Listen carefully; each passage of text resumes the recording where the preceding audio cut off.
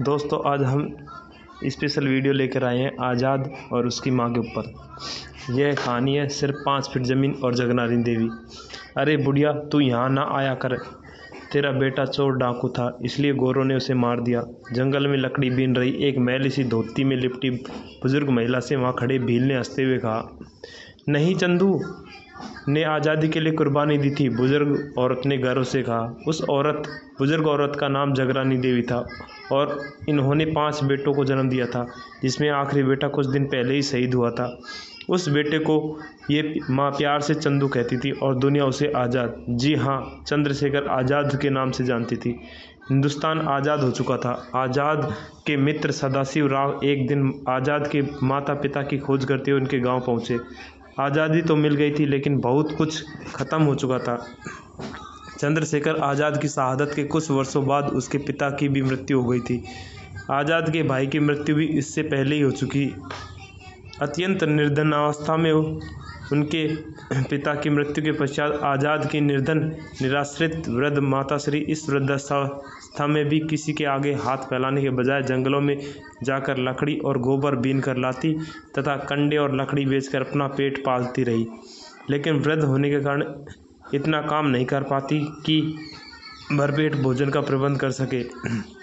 कभी ज्वार कभी बाजरा खरीद कर उसका घोल बनाती पीती थी, क्योंकि दाल चावल गेहूँ उसे पकाने का ईंधन खरीदने लायक धन कमाने की शारीरिक सामर्थ्य उसमें शेष ही नहीं थी। शर्मनाक बात तो यह है कि उनकी यह स्थिति देश को आज़ादी मिलने के 2 वर्ष बाद 1949 तक जारी रही।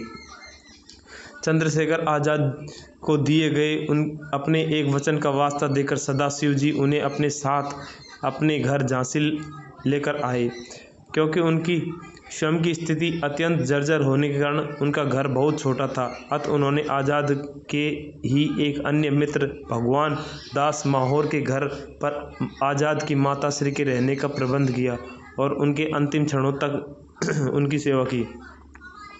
मार्च 1951 में जब आज़ाद की मां जगरानी देवी का झांसी में निधन हुआ तो सदाशिव ने उसका सम्मान अपनी मां के सम्मान करते हुए उनका अंतिम संस्कार स्वयं अपने हाथों से ही किया।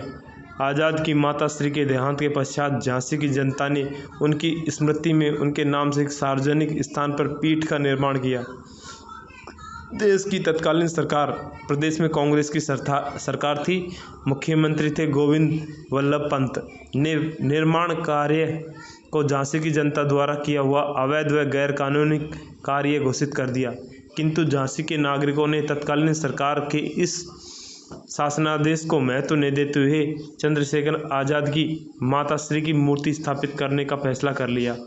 मूर्ति बनाने का कार्य चंद्रशेखर आज़ाद के खास सहयोगी कुशल शिल्पकार रुद्र नारायण सिंह जी को सौंपा गया। उन्होंने फोटो को देखकर आज़ाद की माताश्री के चेहरे पर प्रतिभा तैयार कर दी। जब उत्तर प्रदेश की सरकार को यह पता चला कि आज़ाद की माता की मूर्ति तैयार की जा चुकी है और सदाशिव राव, रूपनारायण, भगवान दास माहौर समेत कई क्रांतिकारी झांसी की जनता के सहयोग से मूर्ति को स्थापित करने जा रहे हैं, तो उसने अमर बलिदानी चंद्रशेखर आज़ाद की माताश्री मूर्ति स्थापना को देश, समाज और झांसी की कानून व्यवस्था के लिए खतरा घोषित कर उनकी मूर्ति स्थापना के कार्यक्रम को प्रतिबंधित कर पूरे झांसी शहर में कर्फ्यू लगा दिया। चप्पे चप्पे पर पुलिस तैनात कर दी गई, ताकि अगर बलिदानी चंद्रशेखर आज़ाद की माताश्री की मूर्ति की स्थापना ना की जा सके। जनता और क्रांतिकारी आज़ाद की माता की प्रतिभा लगाने के लिए निकल पड़े। अपने आदेश की झांसी की सड़कों पर पूरी तरह धज्जियां उड़ती हुई देख तत्कालीन कांग्रेस सरकार ने अपने पुलिस को सदाशिव को गोली मार देने का आदेश दे डाला। किंतु आज़ाद की माताश्री की प्रतिभा को अपने सिर पर रखकर पीठ की तरफ बढ़ रहे सदाशिव को जनता ने चारों तरफ से अपने घेरे में ले लिया। जुलूस पर पुलिस ने लाठीचार्ज कर दिया। सैकड़ों लोग घायल हुए, दर्जनों लोग जीवन भर के लिए अपंग हुए, कुछ लोगों की मौत भी हुई, लेकिन मौत की पुष्टि हम नहीं करते हैं। अतः चंद्रशेखर आज़ाद की माताश्री की मूर्ति स्थापना नहीं हो सकी। जिस आज़ाद ने देश के लिए अपने प्राण न्यौछावर कर दिए, आज़ादी के बाद उनकी माताश्री के 2-3 फुट की मूर्ति के लिए उस देश की सरकार ने 2 फुट जमीन नहीं दी। यह लेख इंडियन रेवोल्यूशन एक कंपेरेटिव स्टडी 1751-1961 वॉल्यूम 3 से लिया गया है। तो क्या दोस्तों हम इतने भी आज़ाद नहीं हुए कि आज़ादी के बाद कांग्रेस की सरकार ने क्रांतिकारी और उनके परिवार के साथ बहुत ही घृणित और बुरा व्यवहार किया। आज़ादी के संघर्ष में उन्होंने अपने प्राण की आहुति दे दी। उनके परिवार को आज़ादी के बाद भी बहुत तकलीफ उठानी पड़ी। उन्होंने एक लाठी तक नहीं खाई। सदैव कांग्रेसी की चापलूसी किया, कांग्रेसियों के साथ उठना बैठना किया और वो उनका परिवार दशकों तक सत्ता सुख भोगते रहे। हमें अपनी आज़ादी के नायकों के उनके कार्यों के अनुसार प्रतिष्ठा नहीं दे पाए, नए नायक कैसे मिलेंगे?